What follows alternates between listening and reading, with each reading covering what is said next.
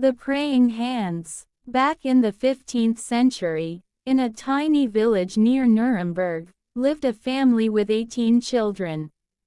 18.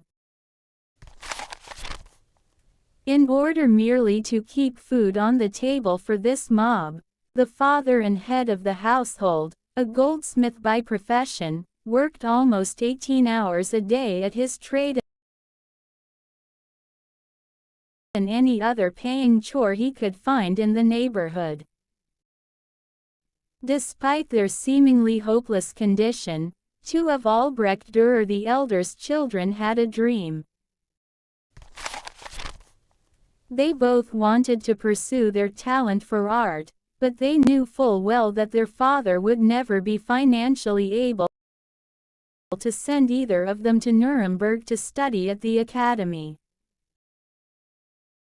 After many long discussions at night in their crowded bed, the two boys finally worked out a pact. They would toss a coin. The loser would go down into the nearby mines and, with his earnings, support his brother while he attended the academy.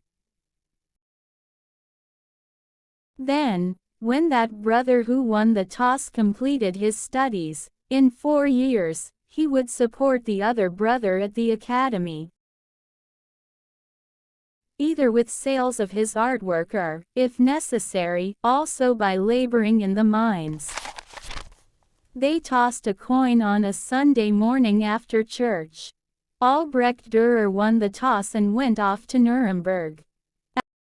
Albert went down into the dangerous mines and, for the next 4 years, financed his brother, whose work at the academy was almost an immediate sensation. Albrecht's etchings, his woodcuts, and his oils were far better than those of most of his professors, and by the time he graduated, he was beginning to earn considerable fees for his commissioned works. When the young artist returned to his village, the Dürer family held a festive dinner on their lawn to celebrate Albrecht's triumphant homecoming.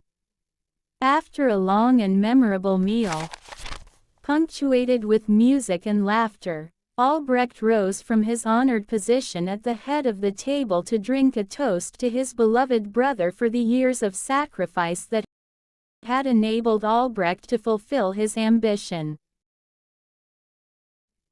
His closing words were, "And now, Albert, blessed brother of mine, now it is your turn. Now you can go to Nuremberg to pursue your dream, and I will take care of you."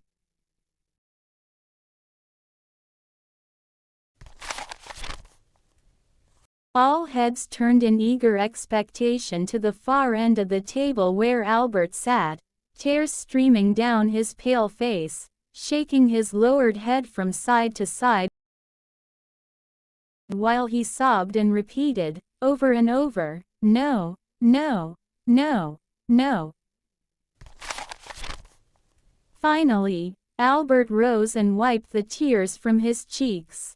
He glanced down the long table at the faces he loved, and then, holding his hands close to his right cheek, he said softly, "No, brother. I cannot go to Nuremberg. It is too late for me.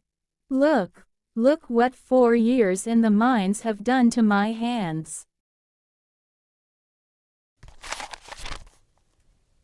The bones in every finger have been smashed at least once.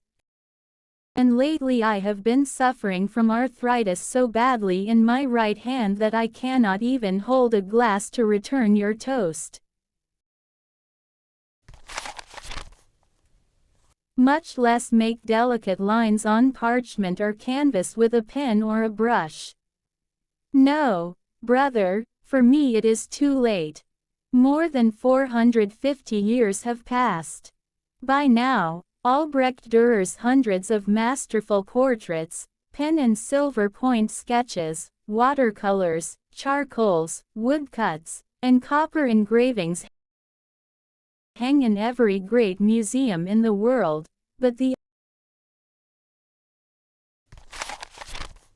Odds are great that you, like most people, are familiar with only one of Albrecht Dürer's works. More than merely being familiar with it, you very well may have a reproduction hanging in your home or office.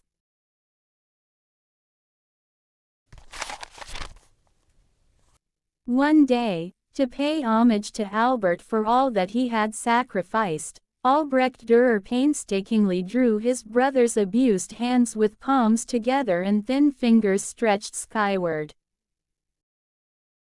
He called his powerful drawing simply, "Hands," but the entire world almost immediately opened their hearts to his great masterpiece and renamed his tribute of love, "The Praying Hands."